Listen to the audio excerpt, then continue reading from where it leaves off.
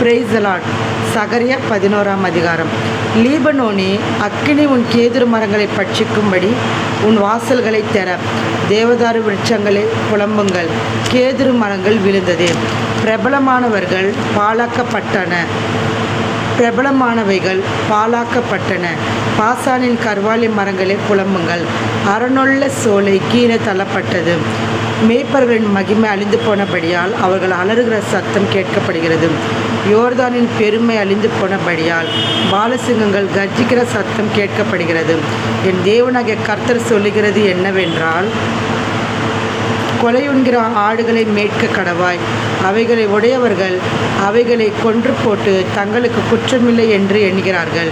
அவைகளை விற்கிறவர்கள் கர்த்தருக்கு ஸ்தோத்திரம், நாங்கள் ஐஸ்வர்யம் உள்ளவர்கள் ஆனோம் என்கிறார்கள். அவைகளை மேய்க்கிறவர்கள் அவைகள் மேல் இரக்கம் வைக்கிறதில்லை. இனி தேசத்து கொடிகளின் மேல் இரக்கம் வையாமல் மனுஷரில் யாவரையும் அவனவனுடைய அயலான் கையிலும் அவனவனுடைய ராஜாவின் கையிலும் அகப்பட பண்ணுவேன். அவர்கள் தேசத்தை அழித்தும் நான் இவர்களை அவர்கள் கைக்கு தப்புவிப்பதில்லை என்று கர்த்தர் சொல்கிறார். கொலையுண்கிற மந்தையாகிய சிறுமைப்பட்ட உங்களை நான் மேய்ப்பேன். நான் 2 கோல்களை எடுத்து ஒன்றுக்கு அனுகிரகம் என்றும் ஒன்றுக்கு நிகிரகம் என்றும் பெயரிட்டு மந்தையை மேய்த்து ஒரே மாதத்திலே 3 மேய்ப்பரையும் மதம் பண்ணினேன். என் ஆத்துமா அவர்களை அரிசித்தது, அவர்கள் ஆத்துமா என்னையும் வெறுத்தது. இனி நான் உங்களை மேய்ப்பதில்லை. சாகிறது சாகட்டும், அதமாகிறது அதமாகட்டும், மீதியானவர்களே என்றால் ஒன்றின் மாம்சத்தை ஒன்று தின்னக்கடவது என்று நான் சொல்லி அனுகிரகம் எண்ணப்பட்ட என் கோலை எடுத்து நான் அந்த ஜனங்கள் எல்லாரோடும் பண்ணியிருந்த என் உடன்படிக்கை அற்றுப்போகும்படி அதை முறித்து போட்டேன். அந்நாளிலே அது அற்றுப்போயிற்று. அப்படியே மந்தையில் எனக்கு காத்திருந்த சிறுமைப்பட்டவைகள் அது கர்த்தருடைய வார்த்தை என்று அறிந்து கொண்டன.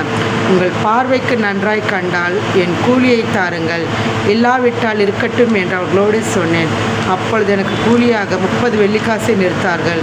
கர்த்தரை நோக்கி, அதை குயவனிடத்தில் எரிந்துவிடு என்றால், இதுவே நான் அவர்களால் மதிக்கப்பட்ட மேன்மையான மதிப்பு. நான் அந்த 30 வெள்ளிக்காசை எடுத்து அவைகளை குயவனுக்கு என்று கர்த்தருடைய ஆலயத்திலே எரிந்துவிட்டேன். நான் யூதாவுக்கும் இஸ்ரவேலுக்கும் இருக்கிற சகோதர கட்டை அற்றுப்போக பண்ணும்படிக்கு நிகிரகம் எண்ணப்பட்ட என் 2ஆம் கோலையும் முறித்தேன். கர்த்தரை நோக்கி, நீ மதியற்ற ஒரு மேய்ப்பனுடைய ஆயுதங்களை இன்னும் எடுத்துக்கொள். இதோ நான் தேசத்தில் ஒரு மேய்ப்பனை எழுவ பண்ணுவேன். அவன் அதமாகிறவர்களை பராமரிக்காமலும் சிதறுண்டதை தேடாமலும் நொறுங்குண்டதை குணமாக்கலும் இலைத்திருக்கிறதை ஆதரிக்காமலும் கொளுத்ததின் மாம்சத்தை தின்று அவைகளுடைய குழம்புகளை உடைத்து போடுவான். மந்தையை கைவிடுகிற